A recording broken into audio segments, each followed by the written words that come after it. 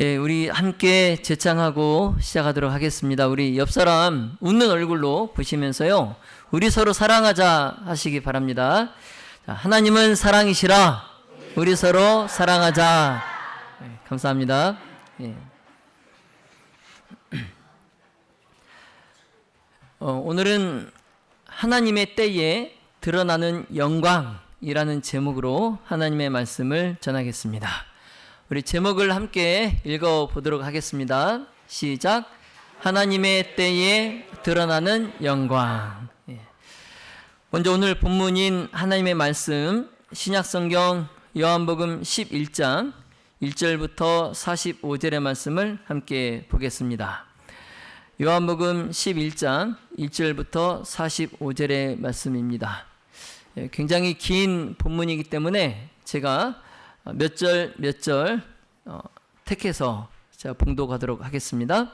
먼저 21절입니다. 21절. 마르다가 예수께 여짜오되 주께서 여기 계셨다면 내 오라비가 죽지 아니하였겠나이다. 23절. 예수께서 가라사대 내 오라비가 다시 살리라. 마르다가 가로되 마지막 날 부활에는 다시 살 줄을 내가 아나이다. 예수께서 가라사대 나는 부활이요 생명이니 나를 믿는 자는 죽어도 살겠고 무릇 살아서 나를 믿는 자는 영원히 죽지 아니하리니 이것을 내가 믿느냐. 가로되 주여 그러하외다. 주는 그리스도시요 세상에 오시는 하나님의 아들이신 줄 내가 믿나이다. 39절입니다.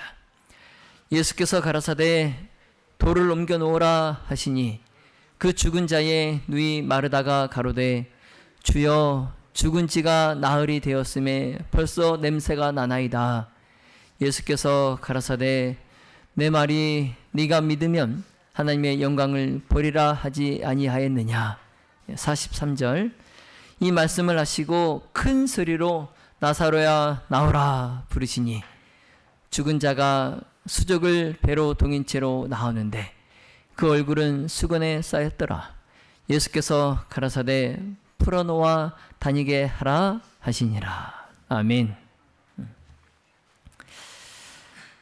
예수님께서 이 지상에 계실 때에 모든 인류를 사랑하셨습니다. 자, 그렇지만 특별히 가까운 교제를 나누신 사람들이 있었어요. 그런데 그 중에서도 예수님과 깊은 정으로 연결된 특별한 가정이 있었는데요. 그 가정이 바로 오늘 말씀의 주인공인 나사로의 집이었어요.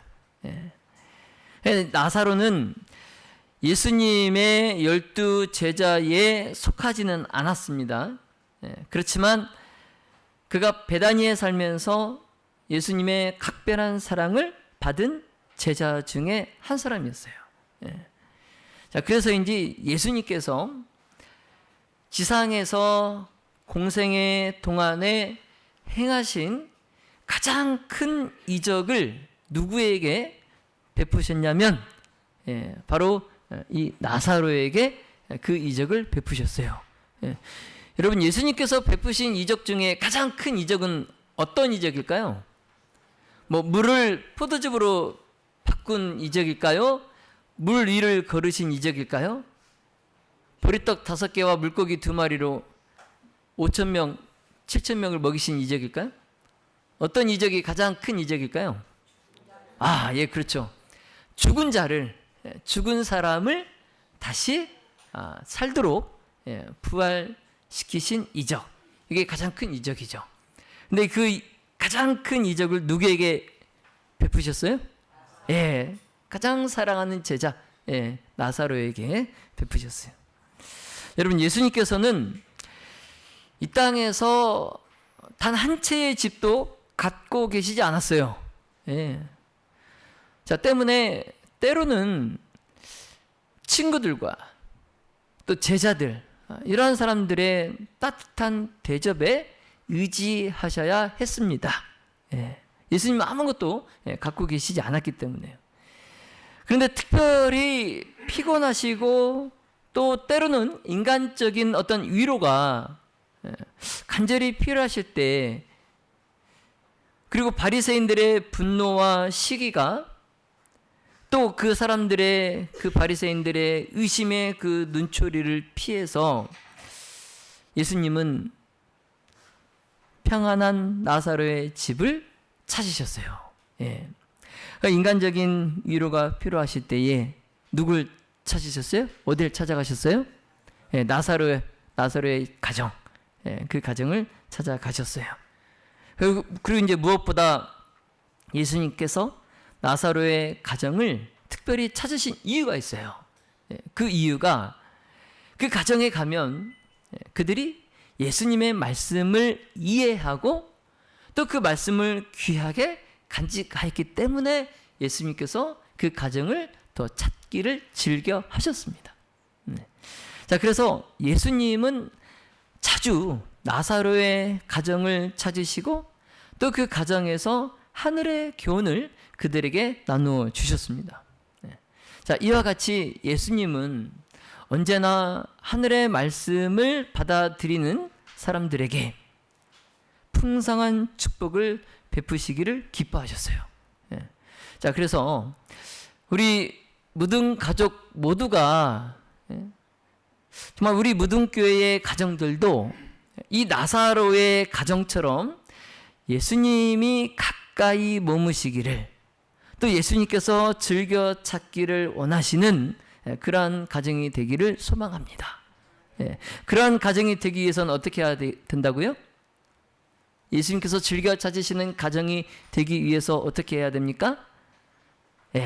하늘의 말씀, 예수님의 그 말씀을 잘 받아들이고 또 잘 이해하고 또 그 말씀을 잘 간직하고 또 그 말씀대로 살아가는 그러한 가정이 될 때에 예수님께서 즐겨 찾아오십니다. 우리 무등교회와 또 우리 무등교회 모든 가정에 찾아오셔서 참된 평안과 복을 베풀어 주시기를 예수님 이름으로 기도합니다. 그런데 어느 날 예수님께서 그 즐겨 찾으셨던 그 평화스러운 그 가정에 슬픔이 찾아옵니다. 슬픔. 근데 이 나사로가 갑자기 병에 걸린 거예요.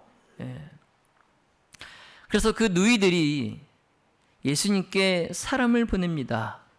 우리가 예전에 뭐 휴대폰도 없고 뭐 전화도 뭐 꼭 그 전신전화국에 가서 막 전화를 하고 막 그런 시절, 그때 급하게 알려야 될 일이 있으면 뭘 보냈죠?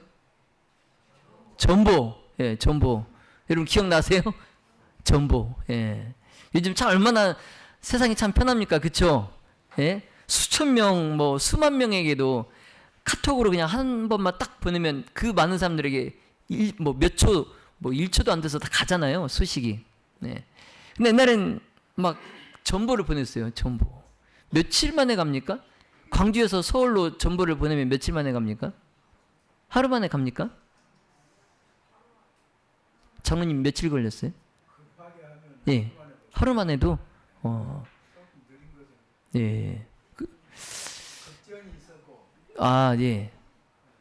보통도 있었고, 야, 그러니까 요즘 세상이 엄청 빨라진 거죠. 급전을 해도 하루가 걸리는 그 소식을 단 몇 초 만에 보내고. 근데 이때 나사로가 병들어서 죽게 되었을 때에 그 누이들이 이땐 전보가 없으니까 사람을 보내요. 예수님이 계신 곳에 사람을 보내요. 그래서 주여 보시옵소서, 사랑하는 자가 병들었나이다, 이렇게 소식을 전합니다. 사람을 통해서. 근데 참 놀랍게도 예수님께서 그 소식을 들으셨을 때에 이 병은 죽을 병이 아니다, 이렇게 말씀하시는 거예요. 이 병은 죽을 병이 아니다. 마치 굉장히 무심한 듯한, 굉장히 냉정한 그런 모습을 보이시는 것처럼 그렇게 하셨어요. 게다가 예수님은 그 소식을 듣고 곧바로 모든 일정을 다 취소하고 그 병들어 죽게 된 나사로가 있는 베다니로 가신 것이 아니라 오히려 그곳에서 이틀이나 더 머무셨어요. 예. 이제 사람을 통해서 예수님께 소식을 보낸 그 누이들은 예수님께서 당연히 그 소식을 들으시면 곧바로 서둘러서 이 베다니에 자기 집에 오실 것이라고 믿었어요. 그래서 간절히 예수님께서 올 소식을 기다리고 있었어요. 그런데 제자들도 다른 사람도 아니고 나사로가, 예수님께서 평소에 사랑하셨던 또 가까우셨던 나사로가 병들었다고 하니까 예수님께서 곧바로 가실 줄 알았는데 일부러 보니까, 예수님을 보니까 일이 뭐 일정이 계속 약속된 일정이 있어서가 아니고 일부러 그냥 그곳에 머무시는 거예요. 그곳에 그냥 지체하시는 겁니다. 그냥 제자들이 볼 때도 그 까닭을 알 수 없었어요. 예수님이 왜 이러시는지. 특히 이제 베다니에 사는 나사로의 가족에 대한 평소 그 예수님께서 갖고 계셨던 그 큰 애정을 이 제자들도 잘 알고 있었기 때문에 예수님께서 사랑하는 자가 병들었나이다 하는 이 슬픈 소식에 응답하시지 않는 것을 보고 매우 놀랐습니다. 매우 놀랐어요. 제자들도. 예. 그리고 이제 이틀이 지나서 예수님께서 하시는 말씀이 나사로가 죽었느니라. 근데 내가 거기 있지 아니한 것을 너희를 위하여 기뻐한다. 그러시는 거예요. 예. 나사로가 죽었다. 그런데 내가 그 나사로와 함께 있지 않은 것을 너희를 위해서 내가 기뻐한다. 이것은 너희로 믿게 하려 함이라. 자, 이제 나사로에게 가자. 그러시는 거예요. 예. 여러분, 예수님의 이 말씀이 여러분 이해가 가십니까? 이해가 가세요? 야, 나사로가 죽었다. 그리고 내가 거기에 있지 않는 것을 너희를 위해서 내가 기뻐한다. 이제 그 죽은 나사로에게 가자. 여러분, 이게 이해가 되세요? 예? 제자들이 예수님의 이 하시는 말씀을 듣고 굉장히 이상하게 여겼어요. 예수님 좀 이상하신데?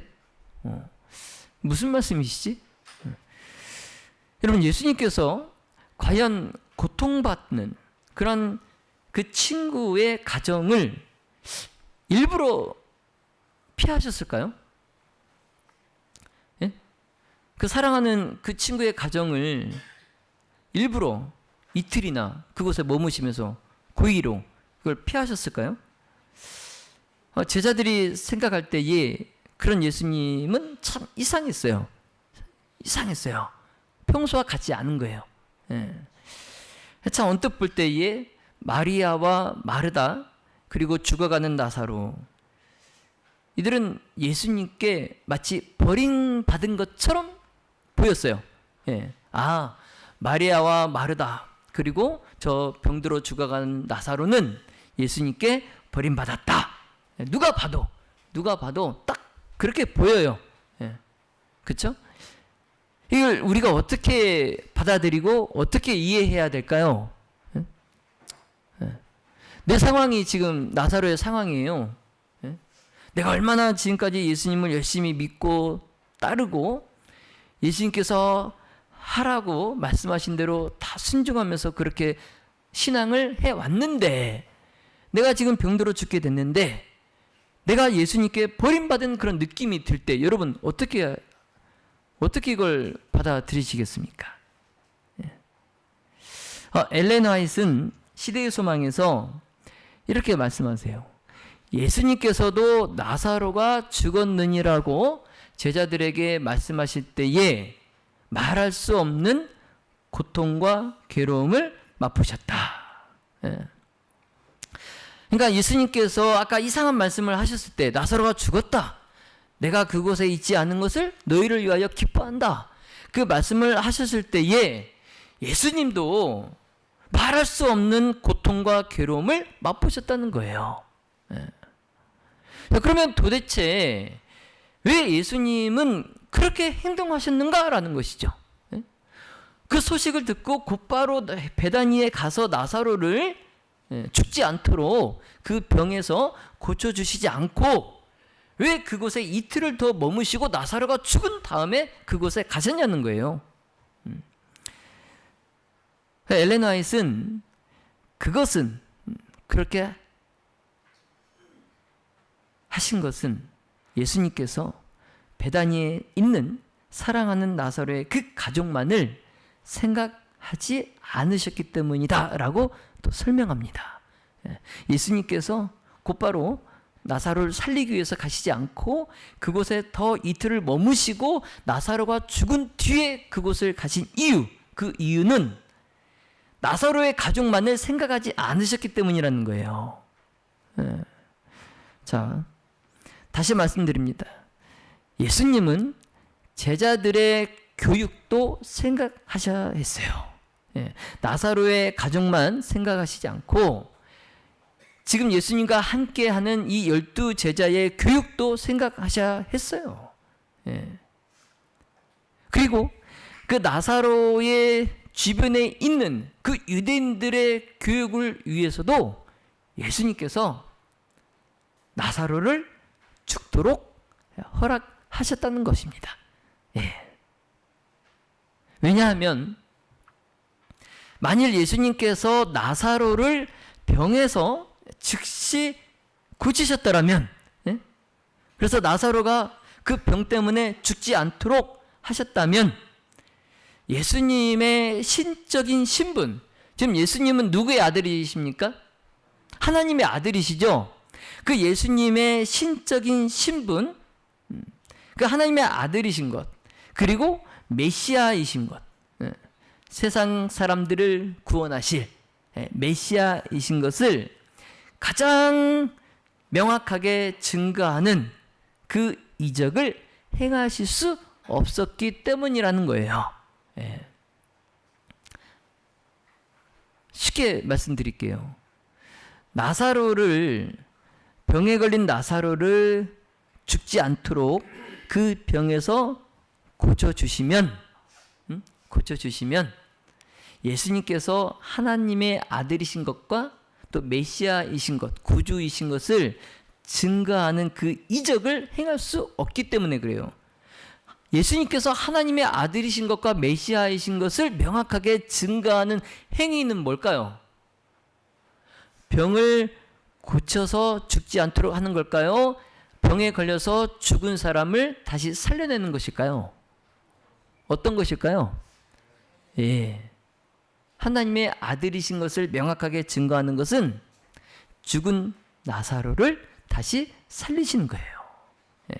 그렇기 때문에 제자들의 교육과 또 그곳에 나사로의 가정에 모여있는 유대인들, 그들의 교육을 위해서 나사로가 죽도록 허락하셨다는 것입니다. 여러분, 그래서 예수님께서 일부러 나사로의 가정에 가시는 것을 지체하셨어요. 자, 요한복음 11장 6절에 나사로가 병들었다 함을 들으시고 그 계시던 곳에 이틀을 더 유하시고. 여러분, 나사로가 곧 죽게 되었다는 다급한 소식을 들으신 예수님 반응, 여러분 한번 보세요. 선뜻 이해가 가지 않습니다. 자, 그러나 여기서 우리가 얻어야 할 교훈이 있어요. 그것은 하나님의 지체하심은 특별한 목적 때문이라는 것입니다. 자, 보세요. 4절에 예수님께서 직접 말씀하셨듯이 죽은 나사로를 살리신 이 이적의 궁극적인 목적은 하나님의 영광을 위함이었어요. 자, 그러므로 이 이적에 따라오는, 죽은 나사로를 살려내시는 이 이적에 따라오는 얻게 되는 부차적인 결과는 나사로의 가족들과 또 예수님의 12 제자들과 그곳에 모여있던 유대인들의 신앙을 강화시켜 주는 거예요. 예. 자, 그렇다면 이 목적을 성취하는 가장 효과적인 수단은 무엇일까요? 나사로의 가족들과 또 12 제자들과 또 그 가정의 주변에 모여있던 유대인들의 신앙을 강화시켜주는 가장 효과적인 수단. 아까 제가 뭐라고 말씀드렸죠? 나사로의 병을 고치는 거예요? 아니면 죽은 나사로를 다시 살리시는 거예요? 예. 여러분, 예수님께서 죽은 나사로의 장례식에서 하나님의 영광을 위하여 하실 가장 좋은 것, 그것은 1번입니까? 2번입니까? 2번이죠. 2번이죠. 죽은 나사로를 살리시는 거예요. 그래서 예수님께서 일부러 지체하신 거예요. 예. 바로 가시지 않고 지체하셨어요. 그래서 하나님의 영광을 위하여서, 즉 예수님은 제자들은 물론 나사로의 누이들과 그리고 그 나사로의 장례식에 모인 아직 예수님을 하나님의 아들로, 그들의 메시아로, 구주로 받아들이지 않은 그들을 믿게 할 수 있는 결정적인 그 증거를 주시기 위해서 지체하셨어요. 그것도 며칠? 이틀. 왜 이틀일까? 여러분, 유대인들이 통상적으로 사람이 죽었다는 것을 확정하는 기일이 3일입니다. 3일. 여러분, 예전에 우리가 장례식을 어디서 치렀죠? 초상을 어디서 치렀어요? 집에서 치렀죠. 그쵸? 예. 그래서 마당에서 이제 조문객들을 받고 이제 고인을 방에 병풍을 치고 그 병풍 뒤에 안치합니다. 그쵸? 그런데 한참 장례를 치르고 있는데 병풍 뒤에서 누가 나와요? 돌아가신 할아버지가, 돌아가신 아버님이 막 나오시죠? 그런 거 못 보셨어요? 보셨어요? 못 보셨어요? 예. 아니, 막 갑자기 병풍 뒤에서 돌아가신 분이 관 뚜껑을 열고 막 나오세요. 그럼 그분은 죽었던 거예요? 안 죽었던 거예요? 안 죽었던 거예요. 예. 안 죽었던 거예요. 정신이 돌아와가지고 다시 관 뚜껑을 열고 나오시는 거예요. 그래서 유대인들은요, 통상적으로 이 사람이 완전히 죽었다, 사망 선고를 딱 내리는 그 기일이 3일입니다. 3일. 예.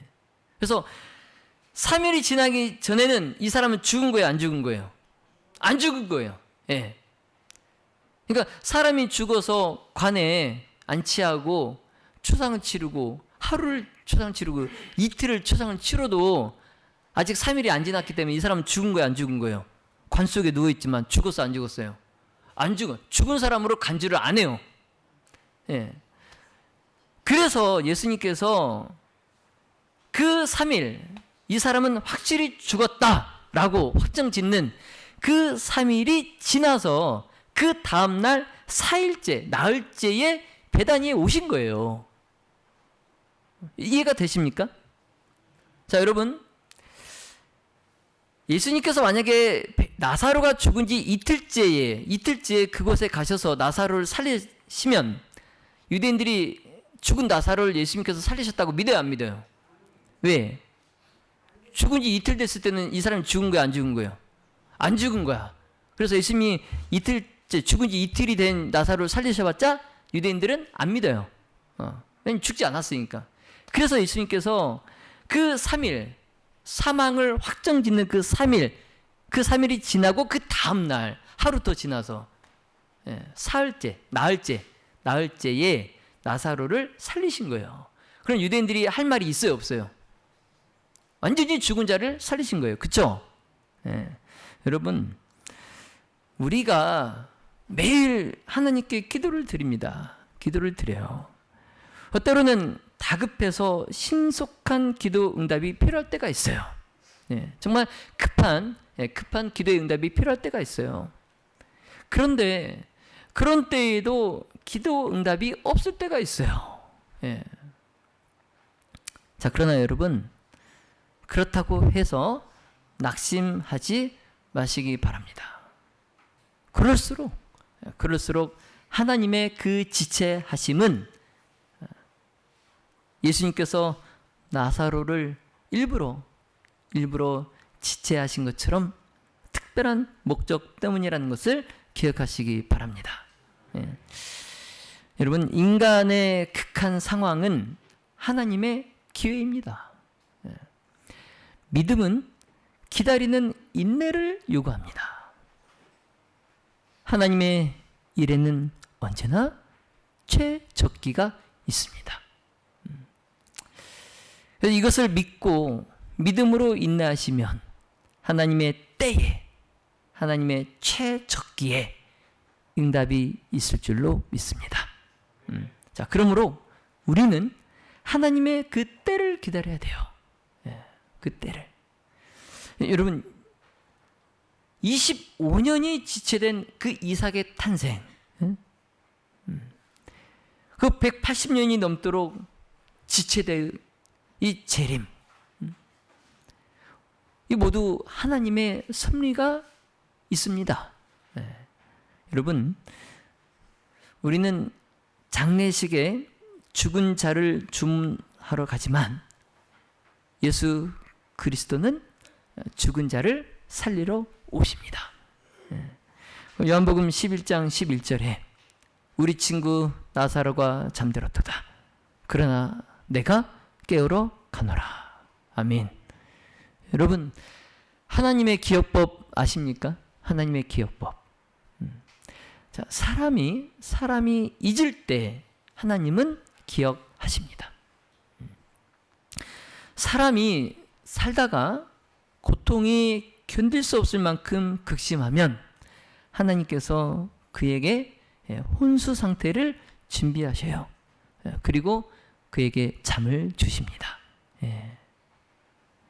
그리고 그 죽음의 고통이 지나간 후에 그를 깨우러 오십니다. 그것이 재림의 때까지 잠을 주시는 하나님의 차비예요.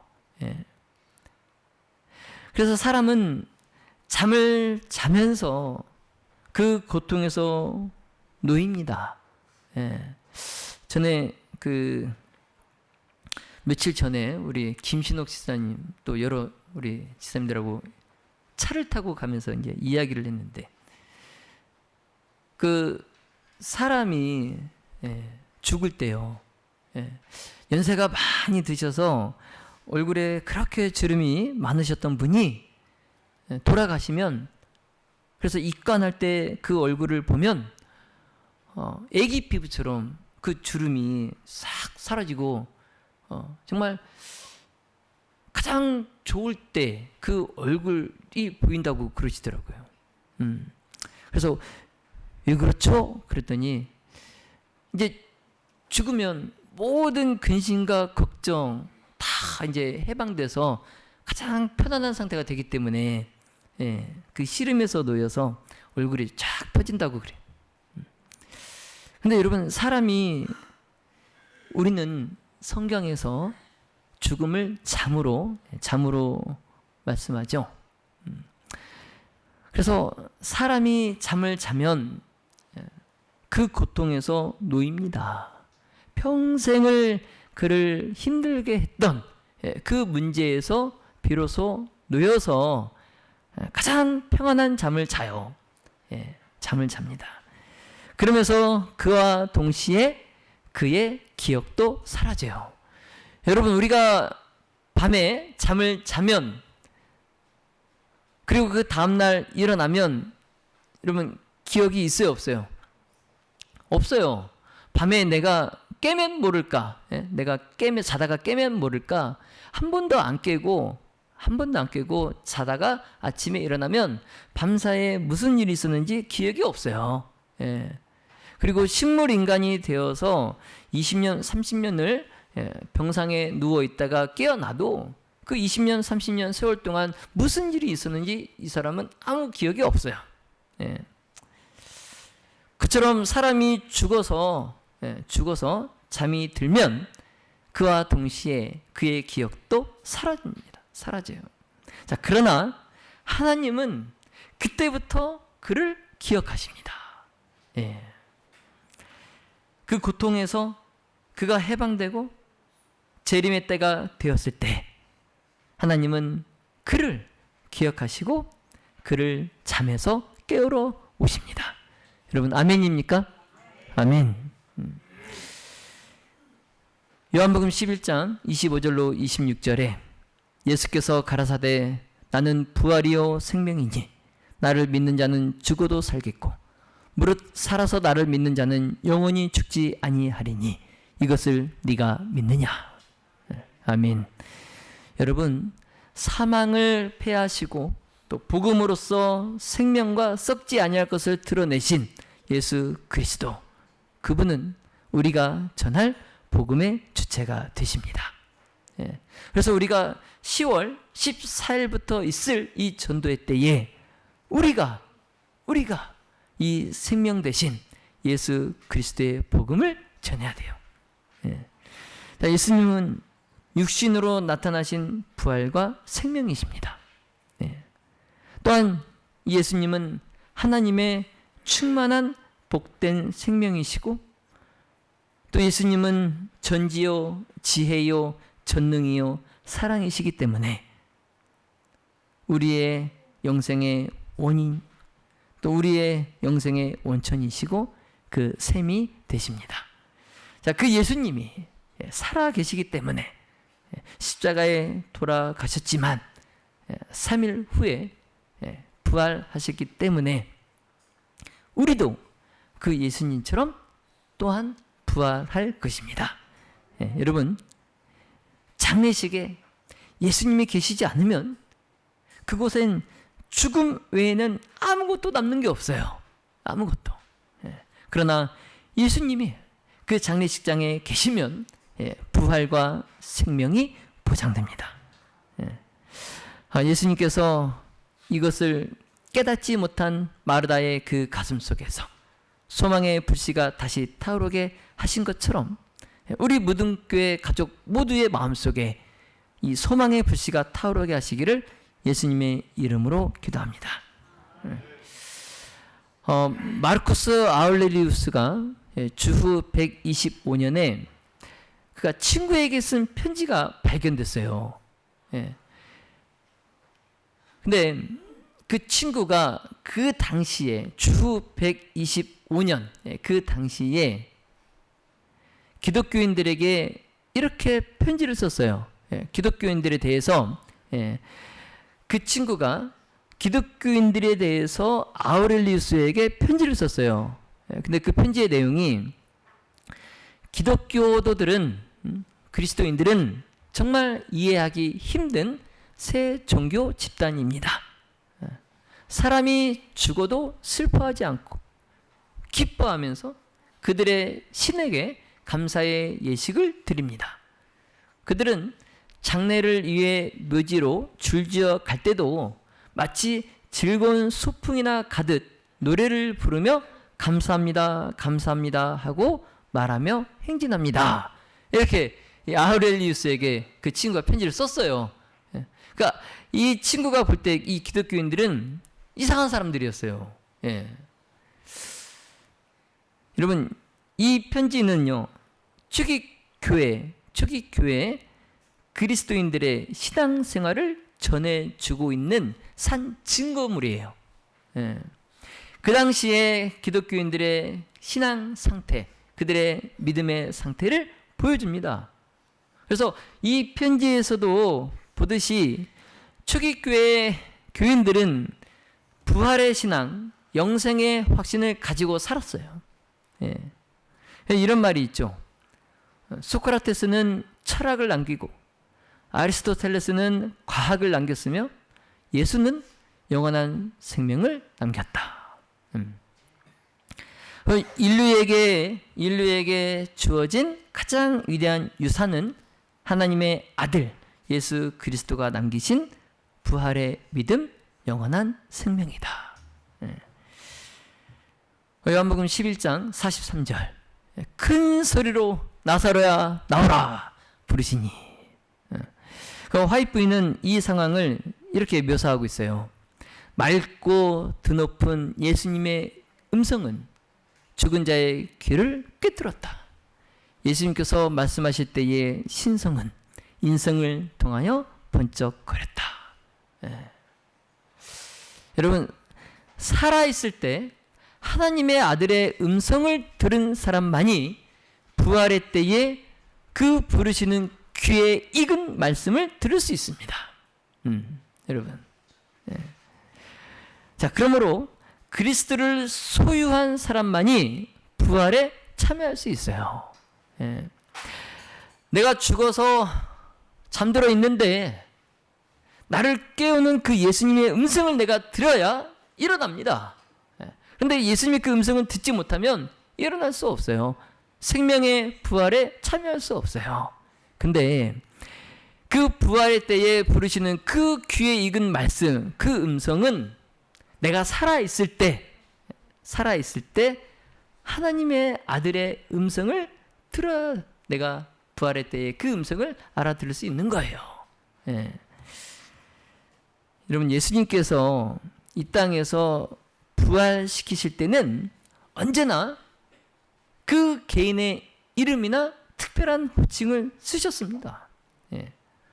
그래서 부활의 범위와 대상을 제한하셨어요. 그래서 예수님께서 나사로야 나오라 부르신 거예요. 그리고 아이야 일어나라, 소녀야 일어나라, 청년아 일어나라. 만약 예수님께서 이렇게 특별한 호칭, 그 개인의 이름을 부르시지 않고 그냥 일어나라 하셨으면 어떻게 될까요? 그 공동묘지에 있는 모든 죽은 자들이 다 일어날 거 아니에요. 그렇죠? 그래서 항상 그 개인의 이름 또는 그 사람의 특별한 호칭을 쓰셔서 부활의 범위, 대상을 제한하셨어요. 이런 말이 있습니다. 살아있을 때의 올바른 관계는 죽었을 때의 슬픔을 가볍게 해준다. 여러분, 그 고인이 살아있을 때에 내가 그 고인과 정말 좋은 관계를 맺었다면 그 고인이 죽었을 때 그 받는 상처, 슬픔이 훨씬 가벼워집니다. 그런데 그 고인과 내가 생전에 막 원수를 지고 막 그냥 막 그렇게 막 악으로만 그렇게 살아왔다면 그 고인이 죽었을 때의 슬픔, 이루 말할 수 없이 무거워요.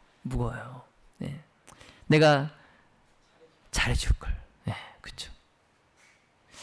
여러분, 장례식에서 가장 많이 우는 사람이 효자입니까? 불효자입니까? 장례식에서 유난히 많이 우는 자녀가 있어요. 그럼 그 사람은 불효예요? 효자예요? 불효한 사람이에요. 열의 9은 불효한 사람이에요.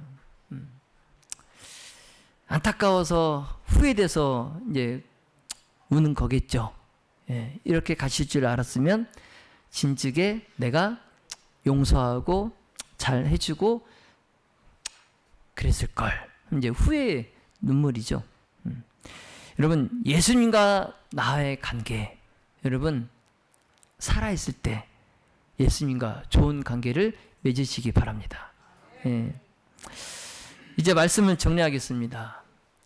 죽은 자도 살리신 예수님은 장차 저와 여러분을 다시 살리셔서 영원한 하나님 나라로 인도하실 그리스도 주님이세요.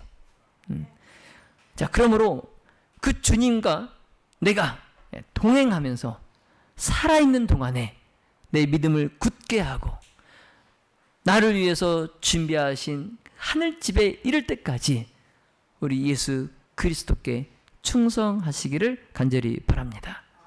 자, 믿음의 모든 가족 여러분, 사람은 한 번 태어나면 두 번 죽어요. 두 번 죽어요. 무슨 말씀이냐면 사람은 한 번 태어나면 누구나 다 한 번은 죽습니다. 그러나 그 죽은 사람이 다시 부활해요. 천년기가 지나고 예수님께서 구원받은 의인들과 함께 이 지구에 다시 오실 때에 그 죽은 악인들이 다시 부활합니다. 근데 그 부활은 사망의 부활이에요. 사망의 부활. 영원한 형벌을 받기 위해서 무덤에서 부활하는 거예요. 그래서 불과 유황불로 그 악인이 영원히 소멸돼요. 그래서 두 번 죽어요. 두 번.